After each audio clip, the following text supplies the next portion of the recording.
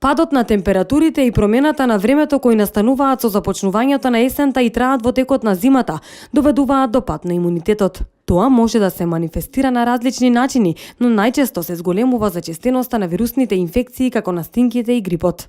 На драстичните опаѓања на температурите реагираат и најмалите дечења, односно се почеста е појавата на настинка или вирусни инфекции. Зимскиот период е период кој што е навистина специфичен, особено кога станува збор за малите деца. Зошто е специфичен? Заради тоа што во текот на зимскиот период прво паѓаат температурите, исто има промена во самите температурни разлики, значи некој пат е нешто малку потопло, некој пат е нешто малку поладно. Друго, децата се повеќе во колективи, значи се затворени дома, поретко излегуваат надвор, особено поради тоа што и почесто одат во градинка.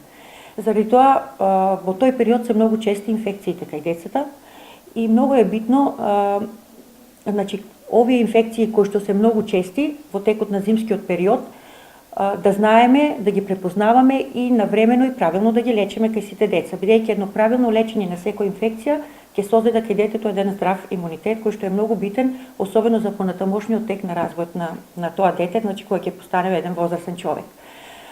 Дете, например, кај обично дете што не оди во градинка, во текот на една година, особено во зимските периоди, нормално е 10, некаде околу прилика 10 инфекции во година, значи тоа некаде доаѓа практично секој месец детето да ни е болно, а дете што оди во градинка дури до 12 инфекции во текот на годината се нормални. Значи, секој здраво дете може да има околу 12 инфекции во текот на годината.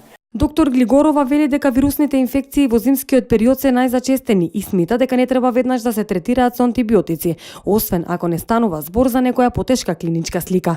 Меѓутоа морам да нагласам и сакам уште еднаш вака како апел да е на сите дека практично сите инфекции од 85 до 95% од сите инфекции се вирусни инфекции.